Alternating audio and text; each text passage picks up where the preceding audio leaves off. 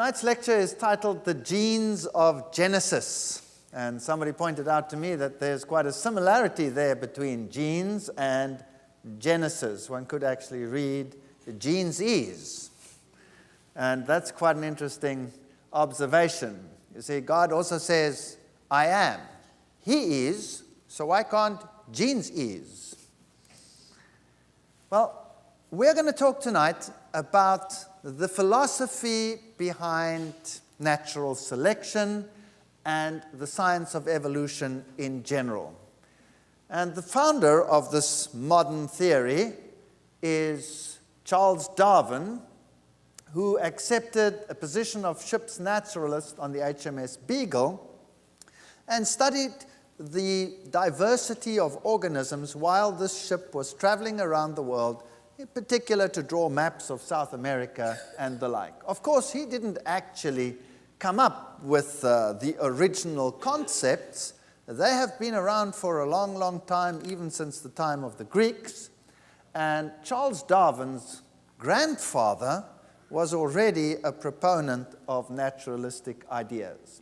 He also had theological training, and Charles Darwin believed at the time that he was active on this ship, he believed at that stage that God had created immutable, unchangeable species.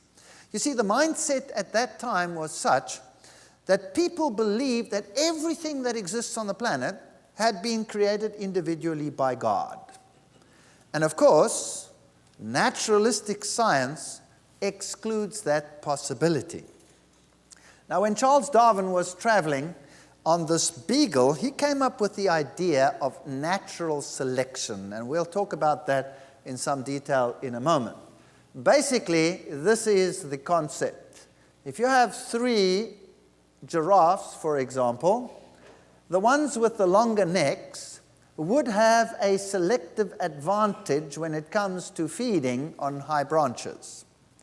And therefore, they would be selected for and have more offspring and eventually replace those with shorter necks.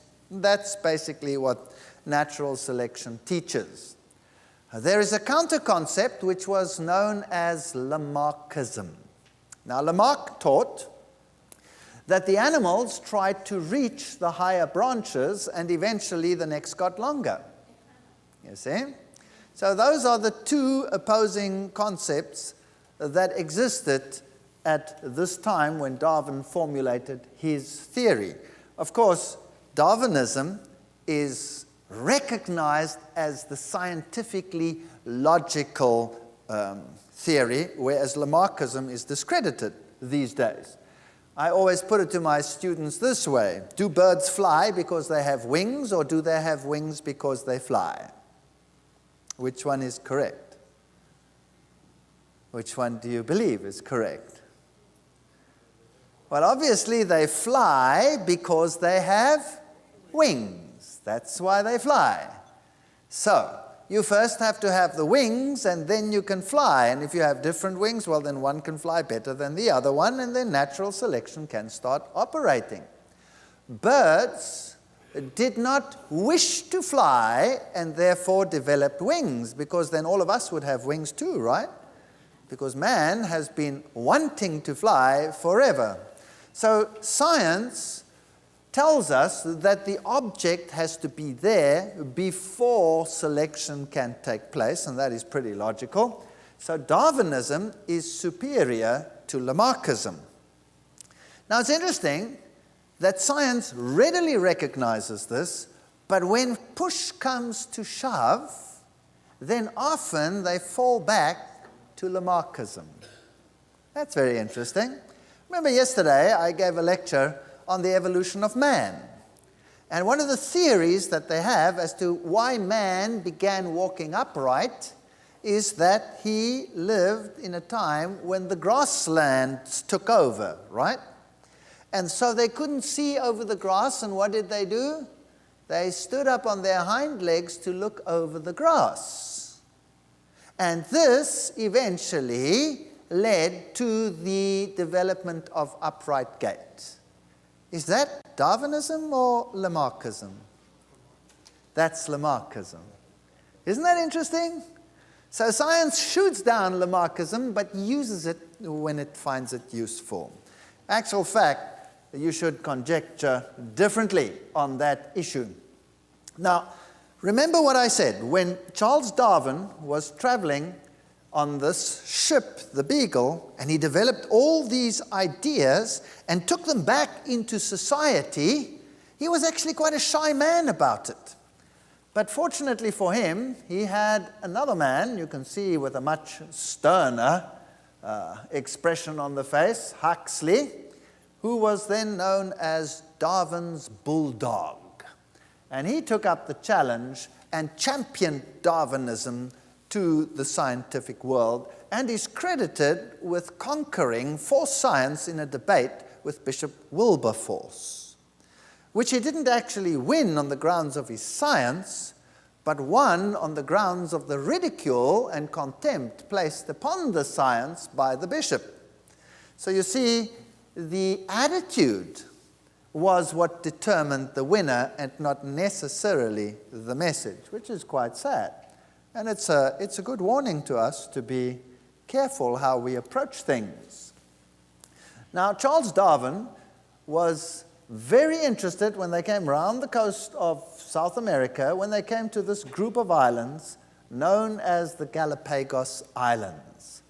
And on these Galapagos Islands, he found some very interesting creatures, some of which we looked at last night, like these giant tortoises and those beautiful Galapagos marine iguanas and all of those interesting creatures, but amongst them also these finches. And these finches were unique.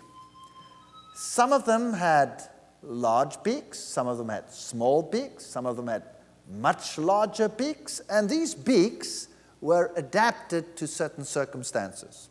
So, for example, those with the larger beaks could crush hard seeds and open them up and reach inside.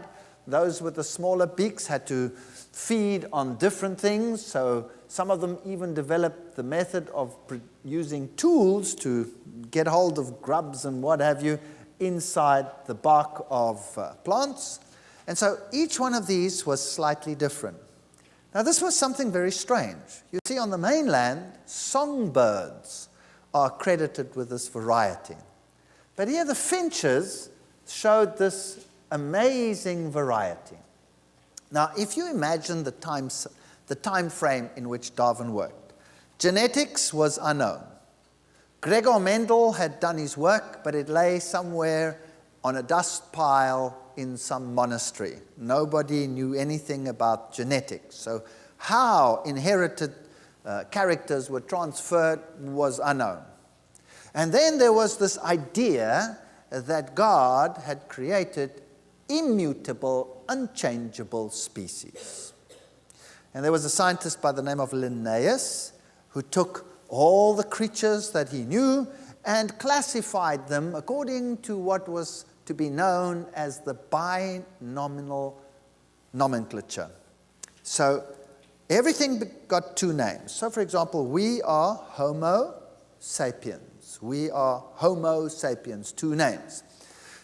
And each creature got its name, and it was considered to be a unique creation. And so the species numbers increased enormously until we today have millions of species around. Now, when Charles Darwin looked at these creatures, he thought about this and said, now, isn't it possible that we started out with one finch family some time ago on these islands, and that all of these evolved out of that original parent pair? Isn't that a logical assumption? And yes, it is a logical assumption. It is quite probable that this is a variation that developed there on these islands.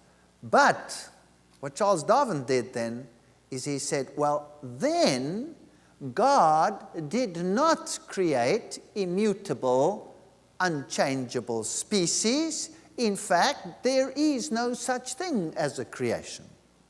So God was thrown out of the equation. Was it necessary to throw God out? That is the question that we will have to answer tonight. The fact of the matter is, it does seem as though whatever was there was not unchangeable. Well, science has come a long way since then, and we have a whole theory of how everything came into being. And let's take it from the beginning and see what science teaches today. So how did life begin? Well, science teaches that this earth originally was very different to what it is today. There was a volcanic activity. The atmosphere was totally different to what it is today. In fact, the atmosphere consisted of gases like methane, ammonia, hydrogen, water, these components. And a scientist by the name of Stanley Miller came along, and he simulated this atmosphere, passed some sparks through it, and then trapped whatever was formed at the bottom and analyzed it in a laboratory. And lo and behold, here were organic materials. And so he conjectured that originally on the planet, there could have been an organic soup with lots of organic molecules, which then fortuitously formed themselves over long periods of time into the molecules which are necessary for life, and then through processes eventually came together to form the first living organisms. Now that's all very nice and well, except that there are a number of problems with this. Firstly, the atmosphere would have to be one that excludes oxygen. Very important. So, the primitive Earth-reducing atmosphere is supposed to have had hydrogen, ammonia, carbon dioxide, methane, nitrogen, and water. And where did these come from? Well, they stated from volcanic gases, although volcanic gases are also associated with carbon monoxide, sulfur dioxide, so it doesn't really quite fit, but nevertheless, if it had, however, been like the present atmosphere, which contains oxygen, then the evolution of molecules would have been impossible, because oxygen burns up everything. Oxygen would destroy everything as it developed through the process of oxidation. So all scientists agree it would have to have been a reducing atmosphere. Now, what did Haldane do? He passed sparks through such an atmosphere and then trapped whatever was formed and analyzed it. If he had left it there in the atmosphere for another cycle, then everything that would have formed would have been destroyed by the next process. So he had to have a trap. Would there have been a trap somewhere on the planet before? Probably not. But there's another problem. And that is the various molecules of life that had to form needed very different circumstances. For example, if you look at the amino acids, you have different amino acids, and each one of these amino acids has this NH2 group, this amino group over here. And this NH2 group had to, of course, be derived from this atmosphere, and it comes from the ammonia. But now, if you have ammonia in the atmosphere, then sugars don't form. So here is a big problem. Plus, you need a very acid environment in order for these to form, and then you would have to have only the right ones to form. And that would not happen, because when you pass these sparks through it, you get left-handed ones, you get right-handed ones, and you get all kinds of amino acids where the amino group is attached to any one of these carbons along the chain, and not necessarily to that first carbon next to this group over here, which is the carboxyl group. And so, if you have just one wrong amino acid somewhere in a chain, everything is non-functional. So here's a major problem, that you needed the right circumstances, plus you needed mechanisms of selecting just those amino acids which are useful to life. One wrong one in there, and you would have a problem. Plus, even if you get the amino acids, how do you get them to come together and join together? You need enzymes for that. That means you need a protein to make a protein. So who was first, the protein or the protein that makes the protein? See, it's a bit of a problem. The next problem is, if you want to have the building blocks of our DNA, what our genes are formed of, then you need totally different circumstances. For these to form, you have to take all the nitrogen out of the atmosphere, change it into a cyanide solution, multiply that by 10, dissolve it in the ocean, and then you can get these molecules. But then you wouldn't get anything else. If you're going to make these sugars, again, as we spoke about earlier, that you need in the DNA molecule, for example, like the ribose, well, then you're not allowed to have ammonia. If you don't have ammonia, you don't have amino acids. So you would have to have many planets in order to create these things. No wonder science is saying it's not possible here, so maybe it happened in space. You have a theory there which is called panspermia. Now, this DNA molecule is another amazing story of life. Even if you get all the building blocks to form, how would you get it to form a string containing all the information that you need for life? How would you get it to do that? It has never, ever been demonstrated in a laboratory. It needs a very complex enzyme system that will form these high-energy bonds that are locked into this molecule. And the probability of these molecules forming is so remote so that we could say they are non-existent. So let's have a look at what the probability would be, for example, of a bomb exploding under a pile of wood, going boom, and then falling down from the sky and forming this perfect functional little house. What would the probability be? Well, the probability is very, very remote. Let's give it a very good probability, or a very poor one. In fact, it's even much worse than this. Let's say the probability is 1 in 10 to the power of 80. Now, what is that? That sounds like a very small figure. 10 to the power of 80 is what physics claims is the number of particles in the entire universe. Particles. That means not only atoms, but subparticles. Electrons, hadrons, quarks, neutrons, protons, in the entire universe. How many atoms in a pinhead? Billions and billions and billions and billions and billions and billions, right?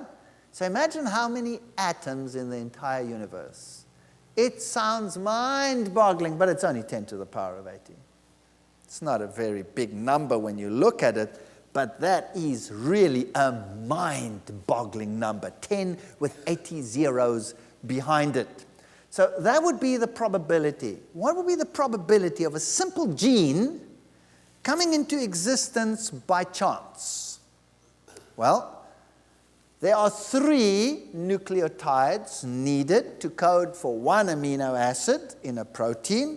And let's take a simple protein that has 100 amino acids. Your hemoglobin, for example, has 600 amino acids. So let's take a simple protein, 100 amino acids.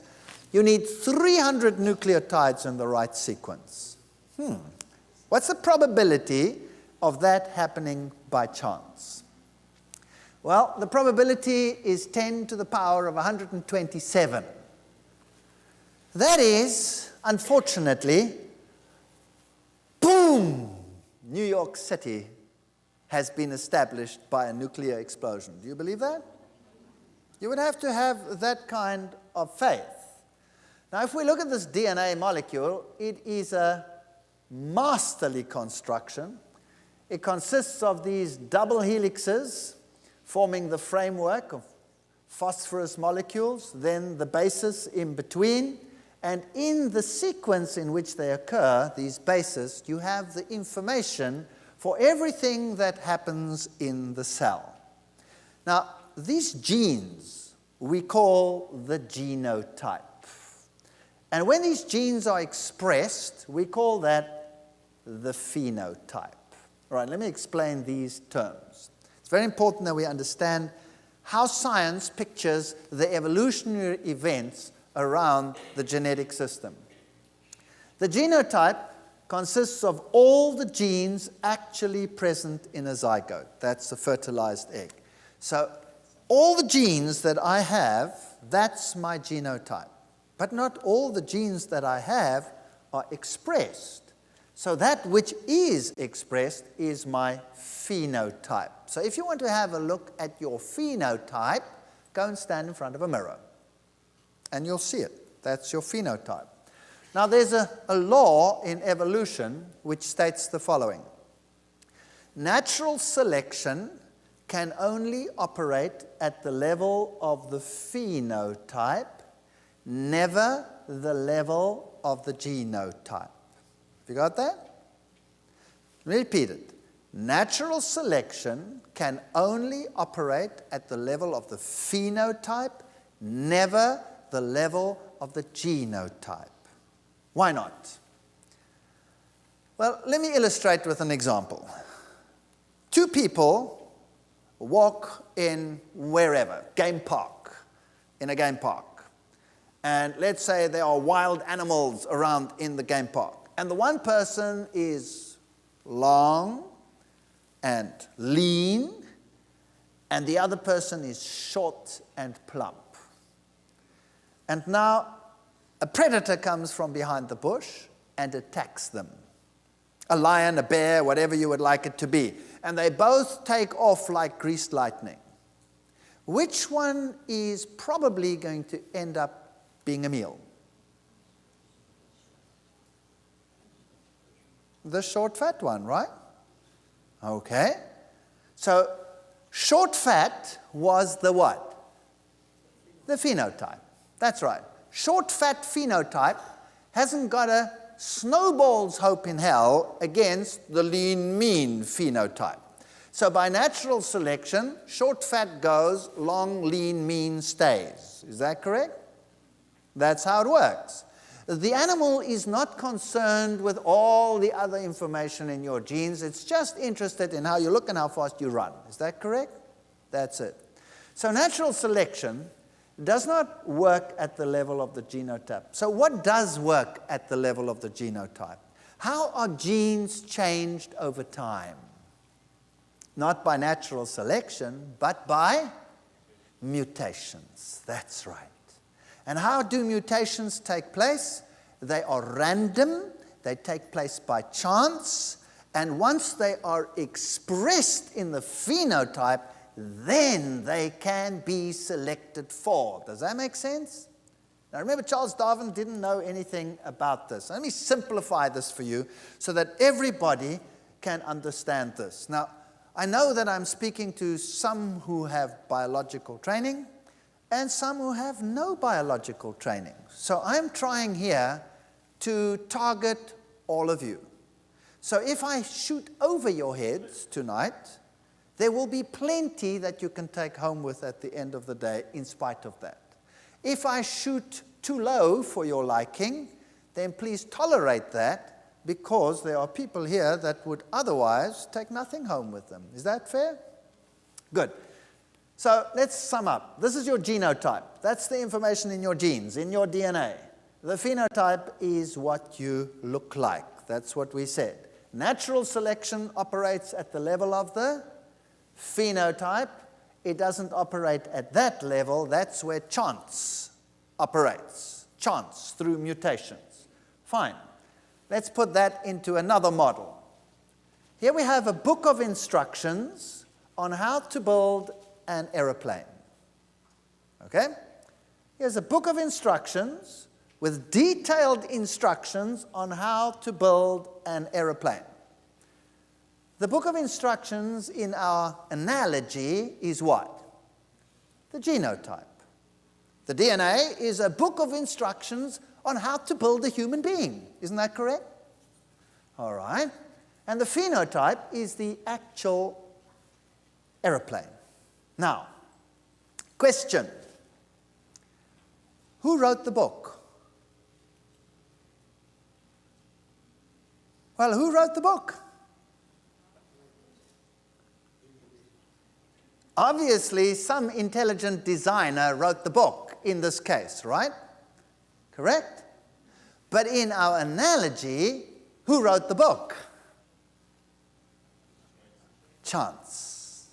Or as you guys said, chance. I can say it. Chance wrote the book, just so that you have another accent to contend with. All right, Chance wrote the book. That's incredible. With all the information as to how to build the airplane. Now, that's fascinating. That is really monstrous. That's terrific. Let's play this game out. I have a book. Here it is. And let's assume, for argument's sake, that this book has now come into existence by chance, mutations. And all the information for whatever it is we're going to build is in here. In this case, all the information for my aeroplane has now by chance appeared, and here it is in this book. This is great. So now I'm going to take this book, and I'm going to put it down over here on the floor.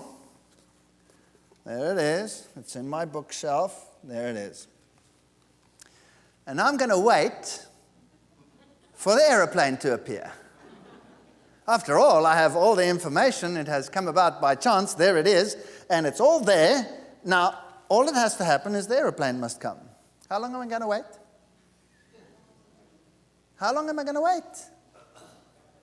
Well, come on. Forever. I'm going to wait forever and ever and ever. Is it enough for the information to come into existence by itself, yes or no? No.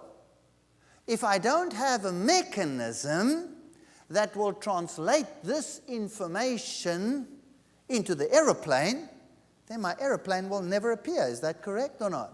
Okay.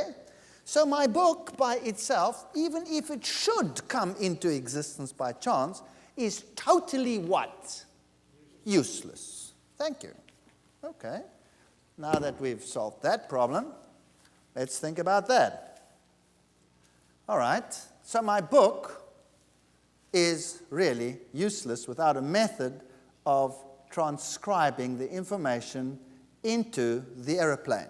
Now, what do I need to change the information into an aeroplane? You tell me. Well, I need some factory, don't I?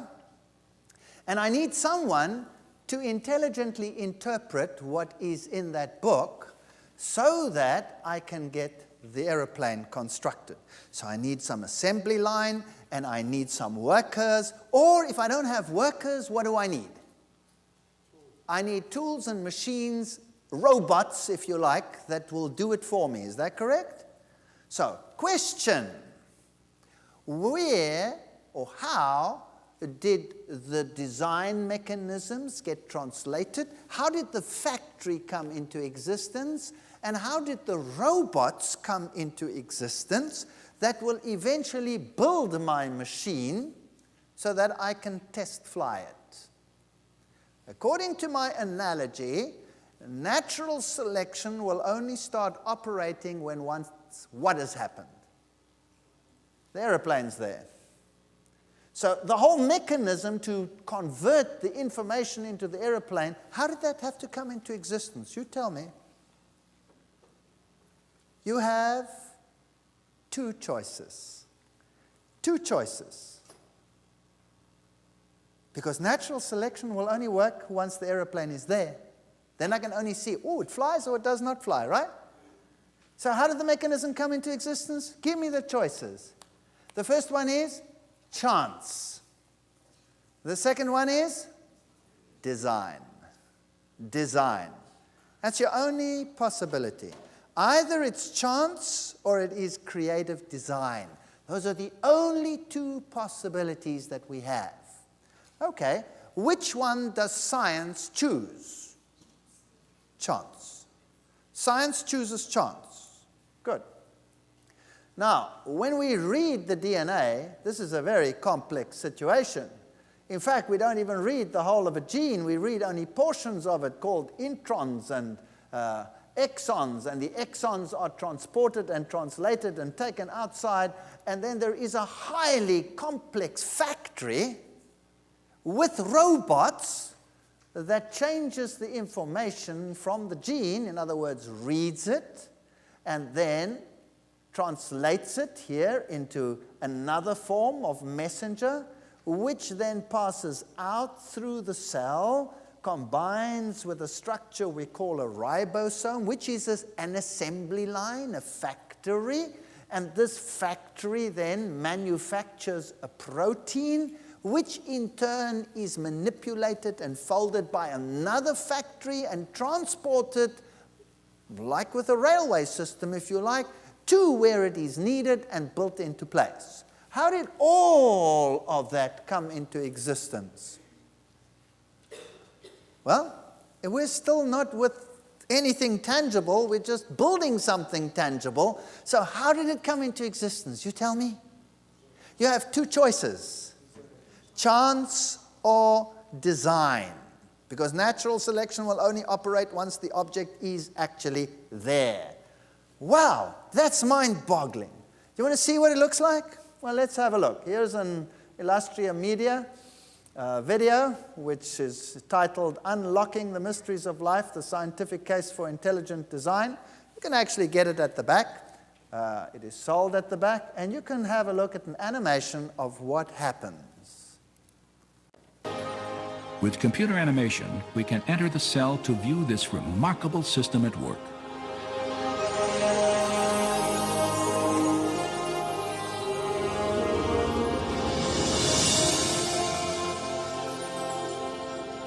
After entering the heart of the cell, we see the tightly wound strands of DNA, storehouses for the instructions necessary to build every protein in an organism.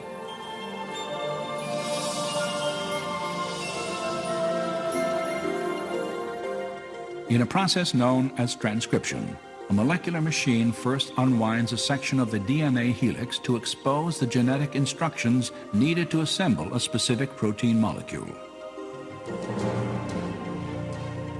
Another machine then copies these instructions to form a molecule known as messenger RNA.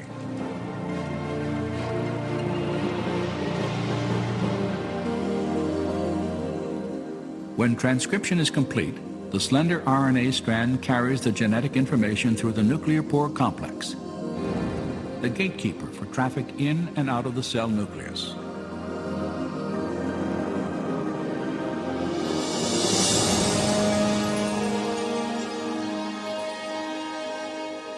The messenger RNA strand is directed to a two-part molecular factory called a ribosome. After attaching itself securely, the process of translation begins.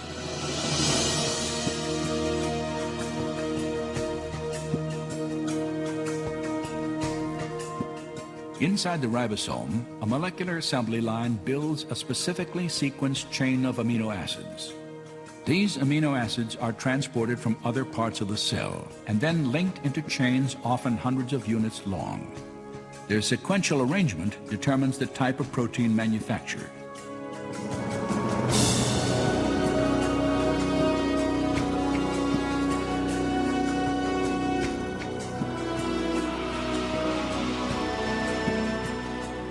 When the chain is finished, it is moved from the ribosome to a barrel-shaped machine that helps fold it into the precise shape critical to its function.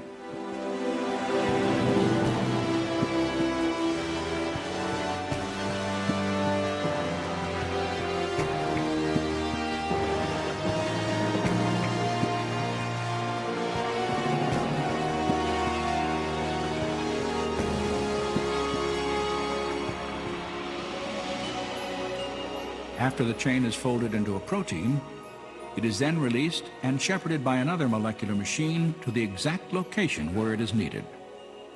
It came about by how? Chance or design. That's your only option. There is no other.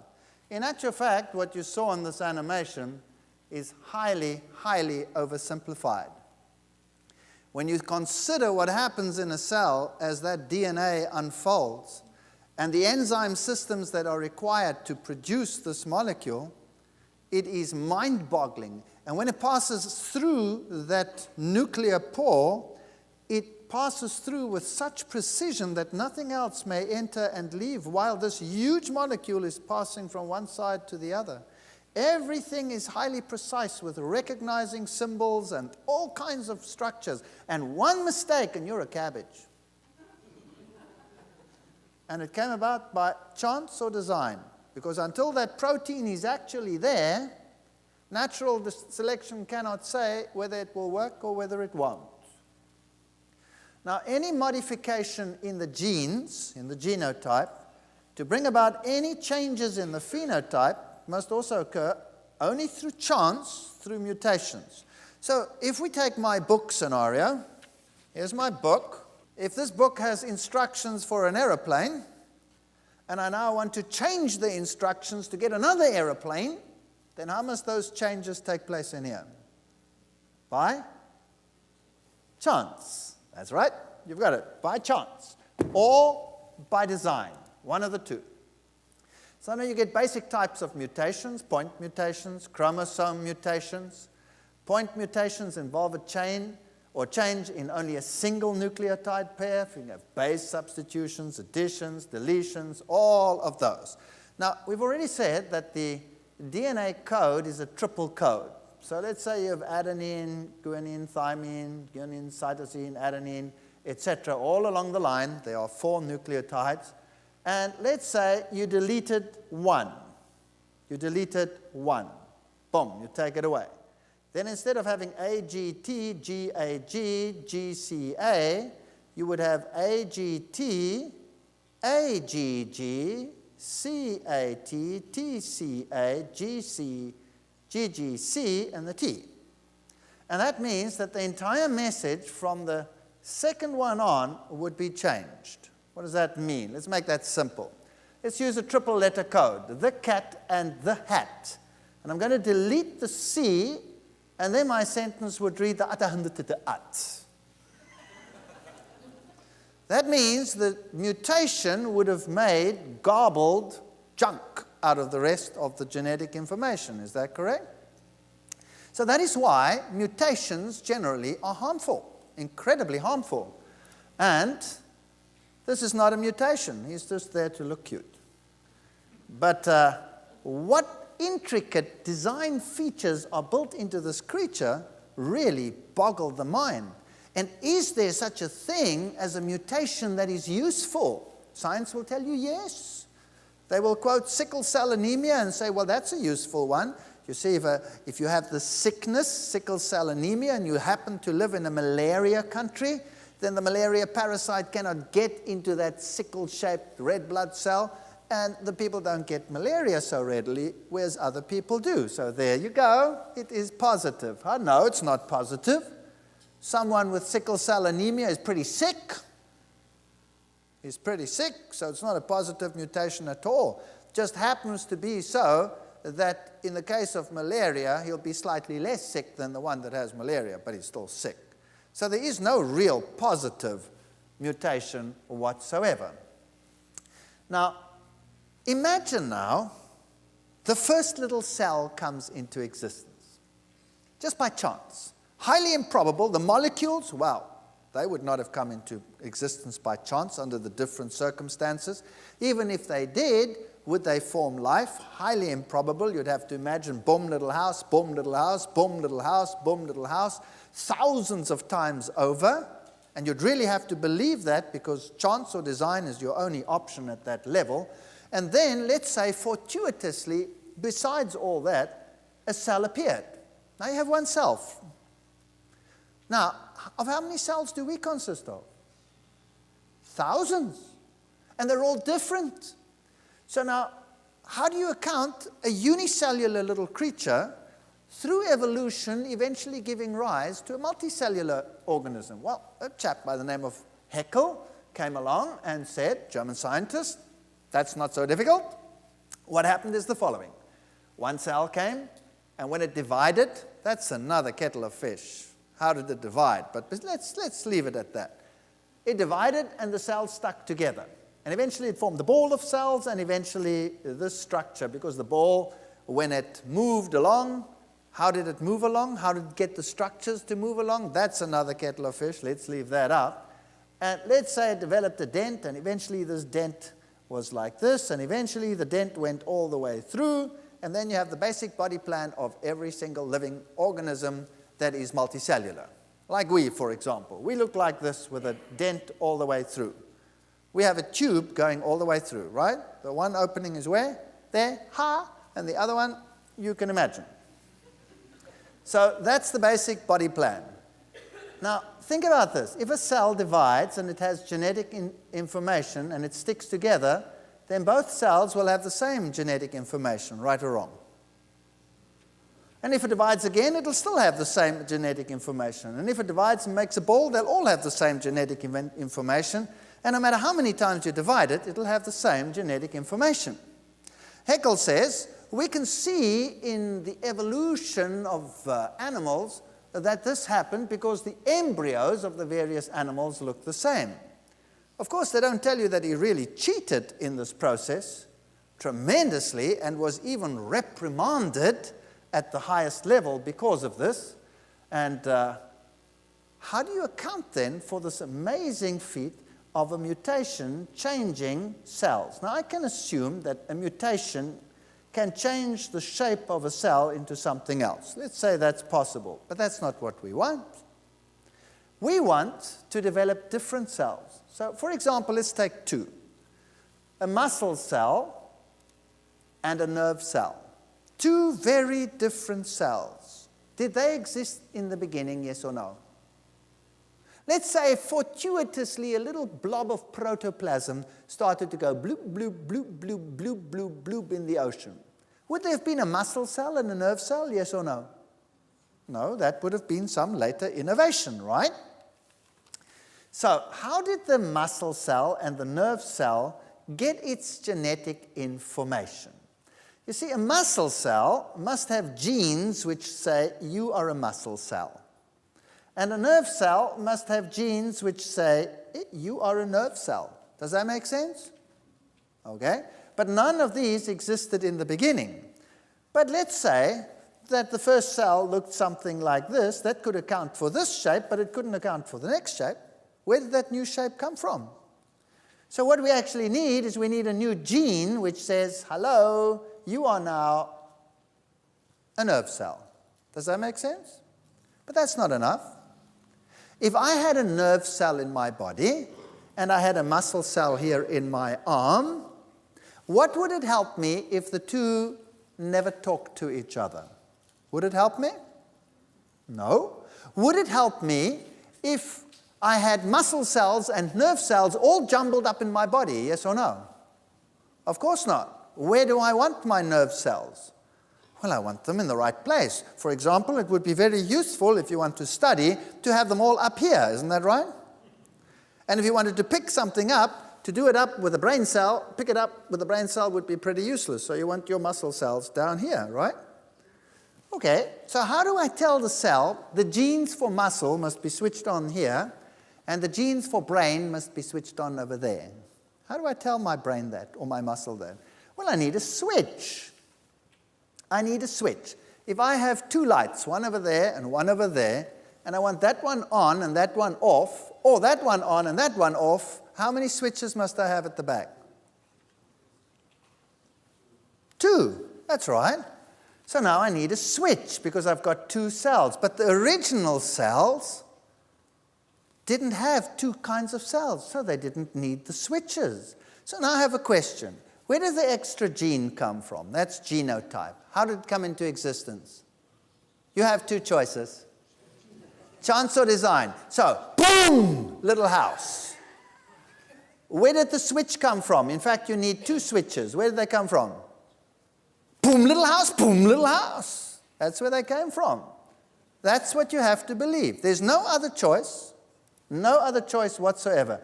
And this highly complex mechanism for switching on genes and switching off genes had to come about by chance or design.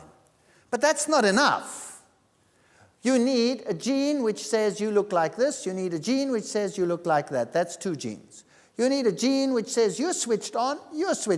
That's another two genes. Those are the switches. That's not enough. You also need genes to control the physiology so that this one will function differently to that one. And you need genes controlling the embryology so that they will work together. Hello, where do those genes come from? It's genotype. Natural selection doesn't work there until this thing actually works. Boom, little house, boom, little house, boom, little house, boom, little house, boom, little house. For a week you have to say that. You need one heck of a lot of faith for that.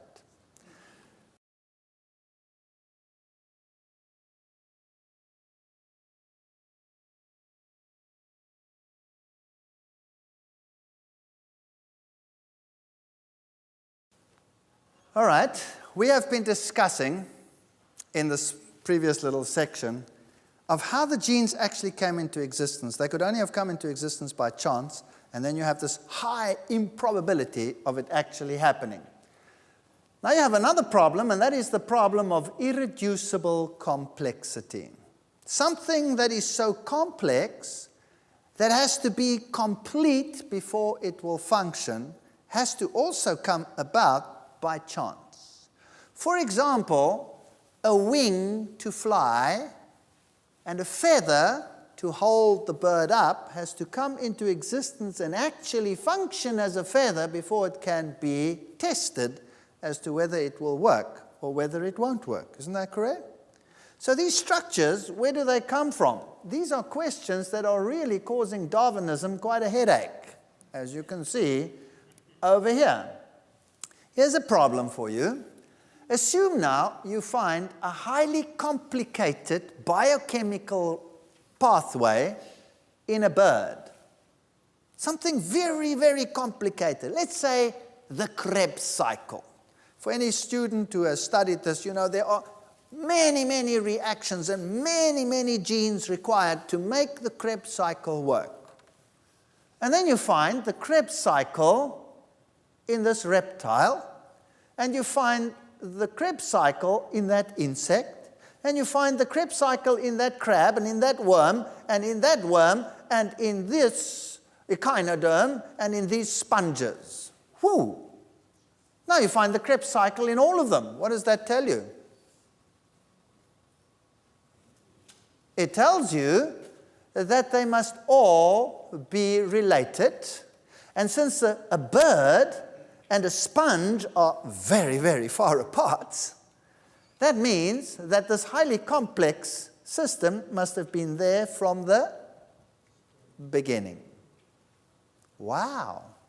So if you take all the complex biochemical pathways that are shared by every living organism under the sun, that means they were all there from the beginning? Whew. Now we're thinking, boom, New York City. Boom, New York City. With all the elevators working and the doors having locks and the whole tutti with the sirens blowing the works. Everything coming about by chance. You really have to have a lot of faith for that. Let's have a look at selection. Selection eliminates deviant phenotypes and normalizes the population if it's stabilizing selection. Let's look at just one form of selection. What does it do? It eliminates deviant phenotypes. Okay. We have two aeroplanes. One flies well, one does not fly well. I will select one and scrap the other. That's what you do. That's selection. Let's take that to biology. Let's look at the peppered moth. Because the population possessed dark genes, peppered moth have been adapted to increasingly sooty industrial areas of England. That's the theory that they go. And then they show you this model where you have a light moth on a light background and a dark moth on a light background, or vice versa, a black moth on a black background and a white moth now on a black background. And they say it changed because of the suit. Actually, that's a lie. It didn't happen like that. It didn't happen like this at all. They stuck these onto dark and light backgrounds. This is not what really happened. They just supposed that this could happen. All right? But let's run along with their theory. It's a nice theory. And say, now, let's say the area was generally black. Which moth over here would have a greater chance of survival? Obviously, the white one. No, the black one. Why? Because the birds can't see it. So the bird comes and eats the white one. Doop, doop, doop. What eventually happens to the white one? It disappears. What do we call that in science? Extinction. Natural selection eliminates those genotypes which cannot survive under these circumstances. All right, let's do a little bit of mathematics. You started with how many moths? 2. Natural selection has eliminated 1. How many you got left? 1. All right. Has natural selection now made more or less? Less. That's right. All right. Natural selection has taken 2, eliminated 1, and you have 1 left. Now my question to you is the following. How can you use a process, natural selection, that makes less and less to make more and more? Because you start with few animals and now you want to get lots and lots of animals on the planet. Isn't that right? How do you do that? You cannot use a mechanism that makes less and less to make more and more, so this doesn't make any sense. In the past, there used to be a lot more variety than there is today, so natural selection is surely doing away with things. Now, here you have the dog family, and you have small dogs to large dogs, and you have all these dog shapes and all these ear shapes and all these strange little creatures. Look at the ear shapes. Long, droopy ears in the bloodhound, this ear in the collie, and all these hair types that we see over here, all of them present in the dog family. Question. Obviously, the ancestor, all these dogs were bred from the wolf, must have had genes for all of these appearances. Isn't that right? Must have been there. Question, where did the genes come from? 2 choices. Chance or design for all of that variety. It didn't come about by natural selection. Natural selection doesn't create anything. It only chooses between things that are already there. So in the past, they would say every single one of these snails is a different species. Today we know this is one species. Under some circumstances, some sets of genes are activated. Under other circumstances, other sets of genes are activated. And so, this is actually one set. Some butterflies, for example, have different appearances in different seasons. And some of these creatures, like this pigeon, actually must contain all the genes for what has been bred out of the wild pigeon. That means large pigeons, small pigeons, black pigeons, white pigeons, funny pigeons. All kinds of weird pigeons have been bred from the wild type. Where do all those genes come from that were there? Either they were built in by some designer, or they came into existence by boom, little house, boom, little house, boom, little house. That's what you have to believe in terms of the probability. Look at the variety here, from black to white, from black to white, from small to large. It's an interesting creature. It's known as the quagga. It's an extinct type of zebra that only had stripes up to a certain area, and then the rest was stripeless. And it went extinct some 300 years ago. And then they found a skin in a museum, and while they were cleaning it, the taxidermist discovered, wow, there are some blood vessels still stuck to the back in the dried fat. And that contained red blood corpuscles. So what did they do? Or blood cells in general? They sent it for DNA analysis. And when the tests came back, they were surprised, because the DNA was identical to the plains zebra that lives today. Wow. And so they took the plains zebra and they started breeding in a breeding program to breed the quagga back. And they've got the quagga back. Now, is that evolution, or was it just variety in the gene pool? What do you think? What was it? It was just variety in the gene pool. Here you have 2 ladybirds, the typical one with the red and the black, and then this black one. Originally, they were 2 species until they discovered, no, wait a second, this one appears in the fall, and this one appears in spring. So obviously, there are 2 sets of genes in this creature, And the one set of genes is activated in the fall, and the other set of genes is activated in the spring. So you have two alleles over here, two possibilities.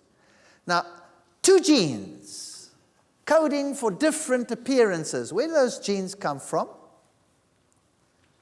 Chance or design. That's your only option.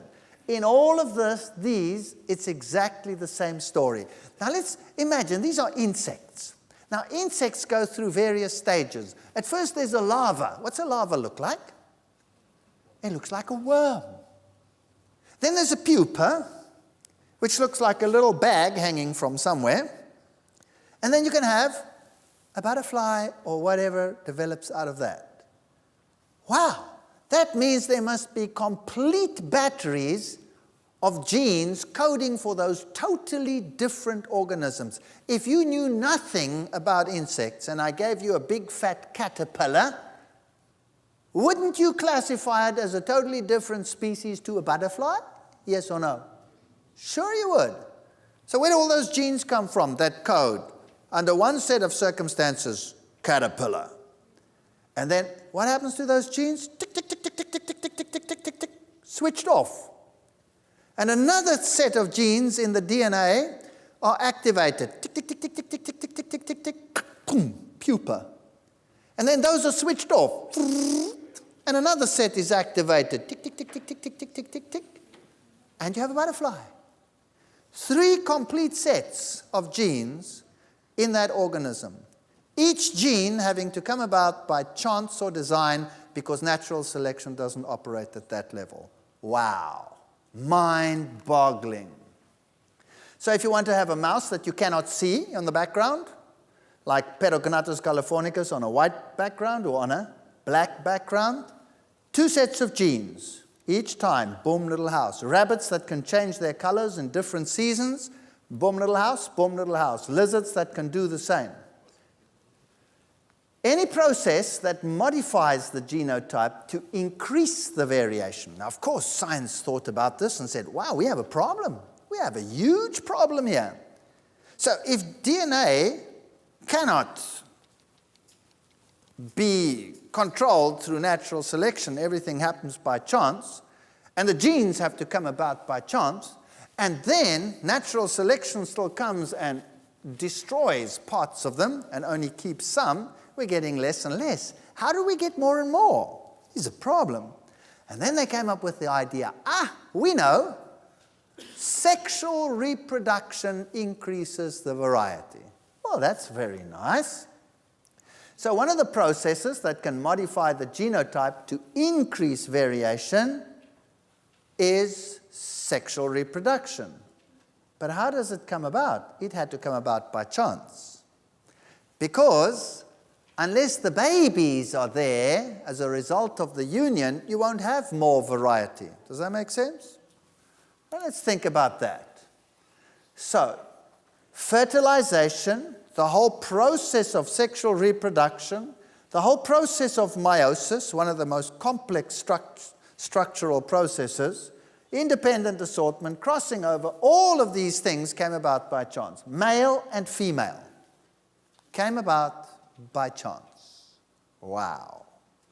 Because unless you have a male and a female, and unless that male and the female pair, and unless that offspring is actually born, we won't have an increased variety. So how did everything come into existence up to that point? You have 2 options. Chance or design. Now what does the Bible say? The Bible says that God created them male and female. Is that correct? And everybody knows that everything comes from the female. Isn't that correct? All right. Is anybody here born from a male?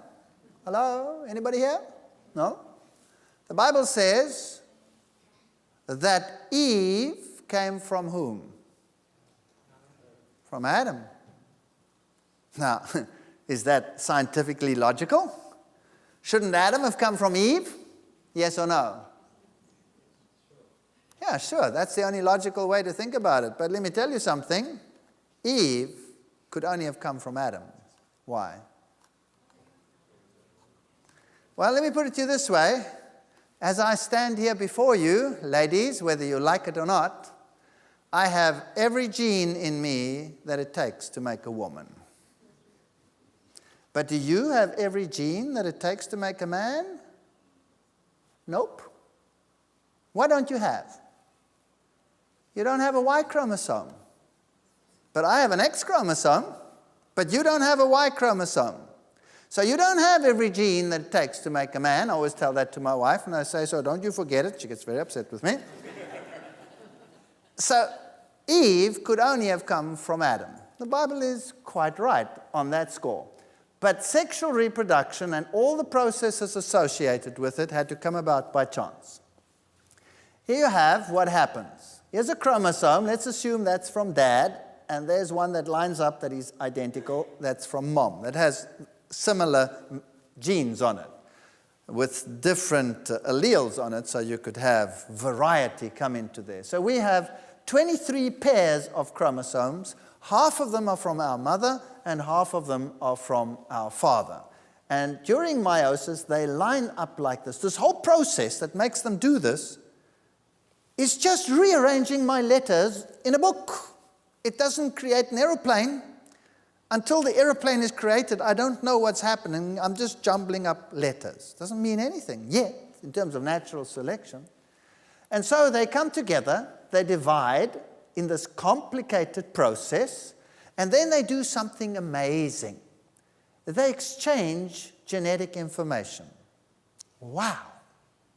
So when I produce germ cells, or my wife produces ova, and those two come together, then this process has already happened. So from my mother and from my father, I create a mix of genes by crossing the genes over. Now, wow, this is not so easy. Now, what you need is you need an enzyme that runs along the DNA, and then you need another enzyme that comes along like a pair of scissors and cuts the one, ligase. And then you need another one which sticks them together. In the meantime, you're unwinding the structure, causing a knot, so you need stress-reducing enzymes which release the stress, magnificent setup, and then you link them together so that they are exactly in the right place. And if you cut one nucleotide too far, and there are millions of them, and this reaction is taking place all over in the cell. One snip, one nucleotide too far. And the next gene reads, at. Instead of being a human, you end up a cabbage. No mistakes allowed. No mistakes allowed. Wow. And then you look like this. And all this has to be unraveled. And in order for this to happen, there have to be twists and turns and recombining. It's a highly complicated system. But all it does, it rearranges the letters in my book. It's like taking a computer program and clipping portions out and putting them in another place. But it doesn't produce anything yet until it's built. So how did the mechanism come into existence? This highly complicated mechanism that is as complicated as what you saw in the video just now, how did it come into existence? Chance or design. That's your only possibility. So here we have some cave fish. Notice that they haven't got eyes. Oh, that's a new species, says science. That's a new species. Well, that's interesting. Here are some blind cave beetles. Here are blind crayfish, cave crayfish. Here's a blind cave salamander, and here's a blind cave cockroach. All new species. Did you know if you go to Hawaii and a new island forms, very soon the cockroaches invade the new crevices, and then within just a few months, those within the caves don't have eyes. Evolution? I don't think so. I think what happened is, under those circumstances without light, it's not necessary for the eyes to develop, and the genes, which have all these nice little switches, are just tick, tick, tick, tick, tick, switched off. So is this a new species? No, it's not a new species at all. It's just a modified species. Because we have these nice genes and these switching systems, which had to come about how? By, you have two choices. Chance or design. Okay. Birds that lose their wings, you have flightless rails, flightless pelicans, flightless cormorants, flightless this on islands. Why? Because if you're far out on an island and you go for a flight and the wind takes you away and you don't find your island, sooner or later you go, that's the end of you. So they develop flightlessness very quickly.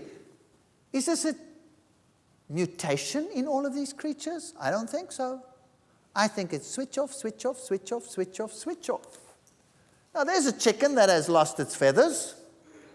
And why hasn't it got feathers? Because this one has a mutation. Now you see the difference? This one is a mutation. Something's gone wrong and it doesn't develop figures. That's something different. But you can get all these different kinds by just switching on and switching off genes. Here's a cross between a zebra and a horse. So you can get new varieties by crossing things. Here is a cross between a leopard and a jaguar. There's a cross between a tiger and a lion. It's called a liger. Wow, interesting animal. There is a cross between a dolphin and a whale. It's called a whalphin. A cross between a horse and a zebra. It's called a zos. And a cross between a zebra and a donkey called a zonkey. Now, most of these can end up infertile. But when you cross insects or plants, it doesn't necessarily mean that they're going to be infertile, so it works. Here's a cross between a sheep and a goat. But you can't do this naturally, so what they do is they take an embryo of one, take a few cells from that and a cell from the other one, link them together, put them into a surrogate mother, and then you have an animal that develops part goat, part sheep, part goat, part sheep, part goat, part sheep, part goat, part sheep. This animal is a total catastrophe. All right. So all these switching genes and things that you have to create all these varieties are only able to come into existence by chance or design. Now, here we can do something else. If you have a chromosome, and you take another chromosome and you link it to it, you can get a long chromosome. We call that a fusion, a tandem fusion. Now, here's an animal that has such a fusion. This is the eland, the largest antelope in the world. Notice that it has stripes on the side, and it has this twirled horn. Notice? The largest antelope in the world. Here's one with a similar fusion. It has the stripes down the side. This is the kudu, and it has a twirled horn. There's one with a similar one. This is the female of the kudu. There's the lesser kudu, which is a smaller variety. Same stripes. The male will also have the horns. There's an interesting animal. If you didn't know there were one species, you'd make them two. This is the female nyala with the stripes. Here's the male nyala. You can see the stripes very faintly there, and the interesting twirl in the horn. There is the bongo with the stripes and the same twirl in the horn. There's the sitatunga, which is a very small antelope, stripes and the horn. Now, they all have this fusion. Now, my question to you is this. Do you think this is one kind, or is it different species? Well, the world makes it all different species, but they all have the same aberration. So I would say this is just variety of one. Let's take this a little further. Here you have the wolf. The wolf has 76 chromosomes. That's more than what we have. And these are the varieties of wolves, and they interbreed readily, so they don't change shape too much because they interbreed so readily, the various clans. But when you come to the foxes, it's a different kettle of fish. They all look different. And what is more, some of them have 38 chromosomes, and some have 78 chromosomes, and everything in between. But if you take one with 38 chromosomes, the chromosomes are very long. If you take one with 78 chromosomes, the chromosomes are very short. So what they did is they checked them out, and they said, wow, you know what? It's the same information. It's just rearranged. So my question is this. If you look at these creatures, and you look at the wild dogs and the dog races today, here's an Afghan and a Belgian Shepherd and a Papillon. There they are. We know that is one species. There's the variety. And these are the wild ones. And these are all different species. But in actual fact, they actually all have the same genes, just slightly differently arranged. It's not new material. It's just rearranged material. So, question. Of all these wild dogs and wolves and coyotes, how many do you think went onto the ark? One pair. One pair. And out of that one pair, all of this variety came into existence. Of all those antelope I mentioned, how many needed to go onto the ark? Well, I tricked you there. 7 pairs. Why? Because they were clean animals. These are unclean animals. But, again, the reduction in number that you need to take onto the ark is actually quite incredible. If you take the jackal, the fox, and the coyote, they're 3 species. In your mind's eye, add the wolf. Now, the coyote will breed with the wolf. Did you know that? In Canada, in central Canada, where the coyotes are very large, they will breed with a wolf. On the coast, the coyote is smaller and will not breed with a wolf. But the coyote is capable of breeding with a wolf. And the jackals would be capable of breeding with a coyote. If you go to Australia, there's the dingo and there's the dog, and you see how very similar they are. And in fact, the dingo is going extinct. Why? Because it breeds with a dog. So, question, what is a dingo? A dingo is a dog. That's right. You see, we like, as scientists, to split everything up into hundreds and hundreds of species, when really a kind is a much bigger thing than that. All you need is one wild type, and out of that you can get all the canids. Dingoes and foxes and wild dogs and all the canids out of one pair in the ark. And you could get it as rapidly like that because the genes are there. For example, if you take 2 short chromosomes and you fuse them into a long one, that would be using the information in a different way. And so you have mice that have this. You have mice with a few chromosomes, and they are very long like this. And you have mice with short chromosomes like this, but the information, put it together, is exactly the same here as in those 2. So the house mouse and the field mice and all of these mice have just got jumbled up information. So how many of the mice went onto the ark of all those different mice? 1 pair. Very interesting. Then you have differences in heterochromatin, all kinds of interesting things. We have something else that increases variety. We have genes which we call transposons, where you can take a piece of information and take that piece and translocate it onto another piece of DNA. Whew! Don't think that this is a simple thing. All this happens at the level of the gene. You have to cut this gene out, transport it to another location, make a snip, open up the DNA, put it in, close it up again, and it's got to be read in the new place. And what can happen then? In the new position, the gene might be read more, and in 1 generation, you go from a small mouse to a giant mouse. 1 generation. Just go boom, and it's big. All you have done is taken the one gene and put it in another position. You can do it with a dark mouse, you can do it with a light mouse, it doesn't matter. 1 simple step. But if you'd taken that gene and you'd cut it 1 letter too far, what would have happened? Then it would have read, rubbish. It has to be a precise process. So let's think about this. Built-in variety in the gene pool, so that we can get every kind of color that you can imagine, every hair type that you can imagine, all of these things built into that wild animal, the wolf. Where did all those genes come from? What's your choices? Chance or design. Now imagine this. Everything I'm showing you here is genotype. So it happened by chance. All those genes, boom little house, boom little house, boom little house, boom little house, boom little house, all that variety, by chance.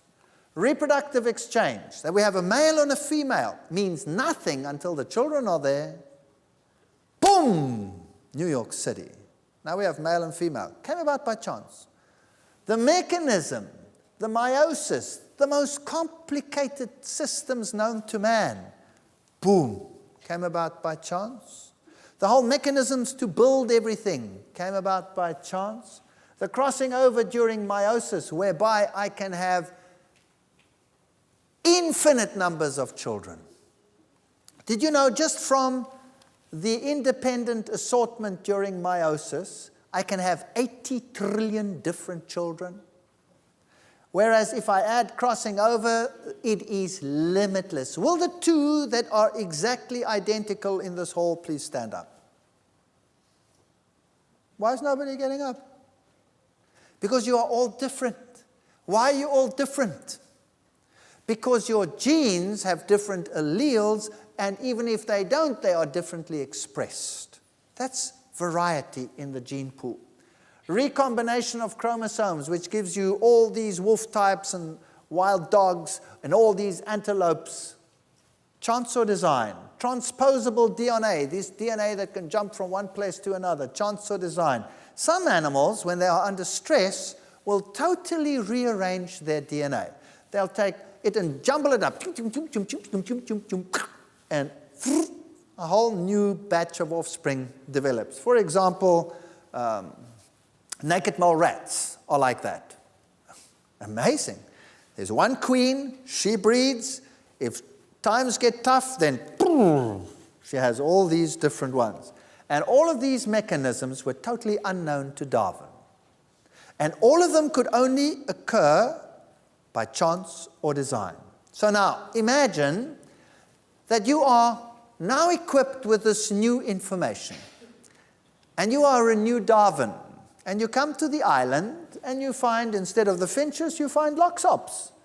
And you see all these varieties. What would you say? What would you say? Would you say, well, because there's so much variety, and they all come from probably one pair, therefore God did not create? Would you say that? You would no longer say that. You would say, wow, what a built-in variety in the gene pool. Wouldn't you say that? Absolutely. So the variety must have been built in. So then let's go to the human race. There are all the different races, and you can look at the different features. The men, of course, are far more handsome than the women, as usual. You can see that. And the different groupings. And let's stick to the children, because then we stay out of controversy. And you have some very interesting differences in features. This one here is white. Well, it's actually not white, it's just light. And this one here is dark. And this one over here, the eye structure is slightly different. Here as well, and this Filipino boy, the eye structure is slightly different. All the different races. Where'd they come from? What's the difference between them? Is the one superior to the other, as people would imagine? Well, if you are equipped with this information, then you will know that there is no difference between them whatsoever on the genetic level. White versus black, for example, is just the way in which the gene for melanin production is expressed. I can produce melanin. I have the gene, therefore, for melanin. If I lie in the sun, I go darker, so I produce more melanin. A black person just has a more active expression of the same gene that I have, so there's no genetic difference there. Just the controlling mechanism is activated differently, that's all.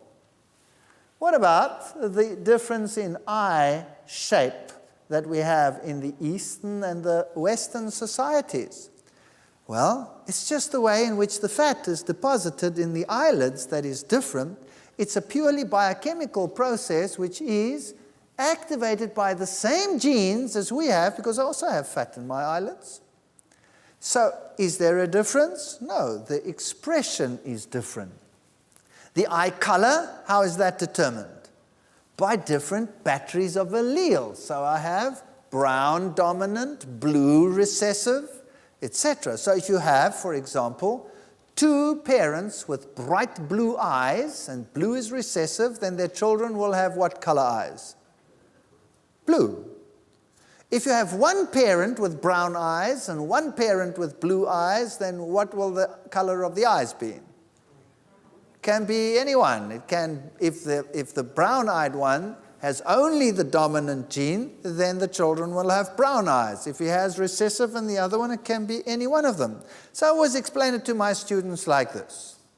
If both your parents have brown eyes, or one of them has brown eyes, and your brothers and sisters have all kinds of eyes, that's fine. If both your parents have bright blue eyes and your brothers have brown eyes, well, then the father was probably the postman. But even then, I could be wrong. Even then, I could be wrong. Because sometimes you can have the gene and it's not expressed. Let's say you have the gene for brown and it's not expressed and it ends up being a different color. Could be blue. So what we are seeing here is a tremendous capacity for variety. Here you have Drosophila molli and Drosophila digressa, and they look totally different. Notice that this one has very red eyes, this one has almost black eyes, some of them have white eyes, some of them have no eyes, some of them have long wings, some of them have short wings, some of them have no wings, some of them have one body, some of them have two bodies, but they're all fruit flies. One more question. There's a piano. Imagine that the keys on the piano are the genes. How many tunes can I play on the piano? An infinity, an enormous number, number of tunes. Is that correct? Yes. And if I had a guitar over here, how many tunes could I play on the guitar? An infinite number of tunes. And so I could go through every musical instrument. But how many guitar songs could I play on the piano? None. It remains a piano. And I can express it in various tunes. Same with our DNA. So God must be a lover of variety. Does that make sense? And all the gene systems and all the varieties that we see must be an expression of that love for variety. That's your only choice, unless you want to believe that all of these structures, with all their complexity that we spoke about tonight, came about by chance. I believe you need more faith than anything else to believe that. Nobody in his right mind, if he picked up a watch, would say that came about by chance. And the processes that we saw in the cells that had to come about by chance are millions and millions of times more complex than anything man has ever devised, including everything it took to travel to outer space. Nothing comes even close to the complexity of what happens in a cell. And it came about by chance. As for me and my household, I prefer to believe in a designer. But the choice is yours. You can, if you want to, believe in boom, little house. Thank you.